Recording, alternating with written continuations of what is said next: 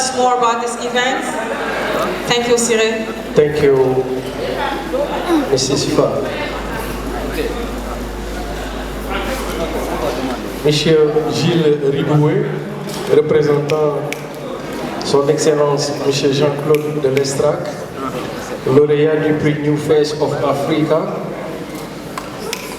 Messieurs les ambassadeurs, Monsieur Racine Senghor, administrateur du Monument de la Renaissance africaine, et chers partenaires, Madame la Présidente du jury des Africa Worldwide Awards édition 2016, Marie-Noël Guédichi, chers invités, Madame, Messieurs, à vos qualités, rangs et titres, bonsoir. L'Afrique pendant un demi-siècle, de 1960 jusqu'aux années 2000, est passée d'un continent déclassé en termes de perception, d'attractivité et d'investissement des capitaux étrangers à un reclassement géostratégique et géopolitique sans précédent.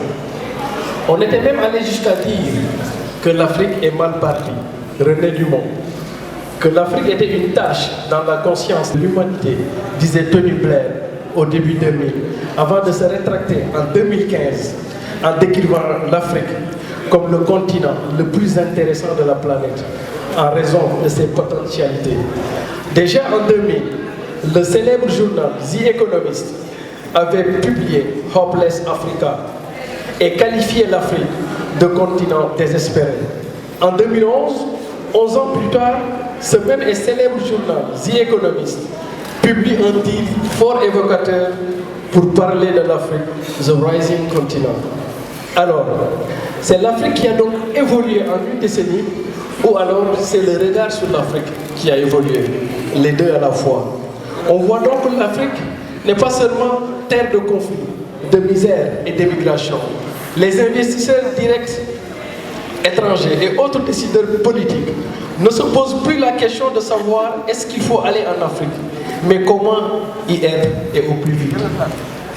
Ainsi, après avoir donné à l'humanité sa toute première révolution, la révolution agricole, agriculture et élevage, qui est marquée par le passage de la civilisation du paléolithique, le nomadisme, vers la civilisation du néolithique, la sédentarisation, l'Afrique qui avait disparu des radars de la géoéconomie et de la géopolitique pendant très longtemps est subitement réapparue sur ces écrans, en puissance, en mouvement et en situation.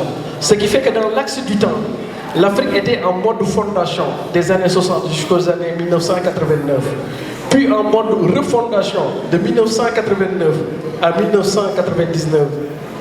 L'Afrique est actuellement en mode transformation de 2000 jusqu'en 2025 et sera en mode consommation de 2025 jusqu'à 2050, avec le premier marché intérieur au monde des classes de moyenne aisance projeté à quelques 800 millions de consommateurs contre 500 millions en 2015.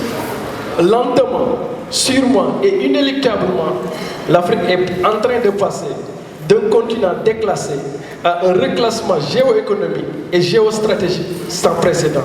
Quoique le continent africain fait l'objet d'un consensus sino-occidental le jour et d'une intense guerre économique la nuit, pour ne plus être seulement l'enjeu des autres, mais aussi un véritable acteur de la globalisation, l'Afrique aujourd'hui plus que jamais doit marcher sur ses deux jambes, la renaissance africaine et le panafricanisme.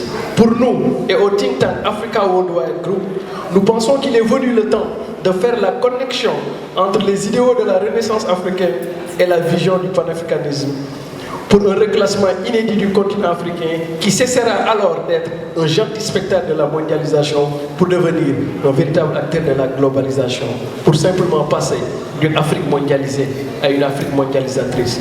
Cette vision pour nous, ce sont d'abord des Afriques qui formulent leur propre vision de l'émergence et qui construisent patiemment les institutions supranationales afin de procéder courageusement à une relecture des frontières héritées du partage de Berlin, avec pour dessein de construire des communautés économiques plus fortes, cohérentes et complémentaires, c'est-à-dire viables.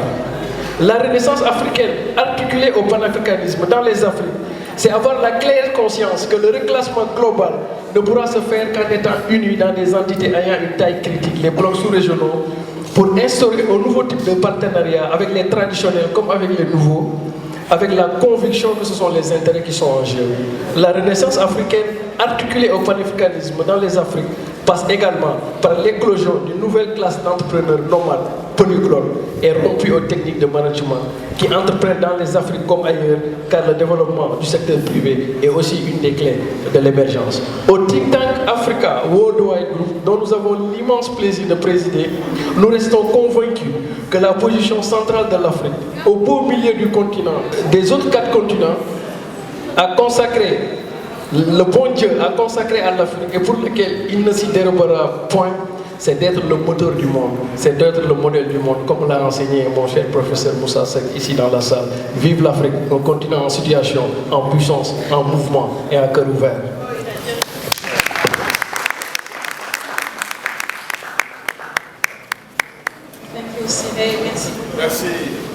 Merci beaucoup Siré, ici, président du Think Tank Africa Worldwide Group.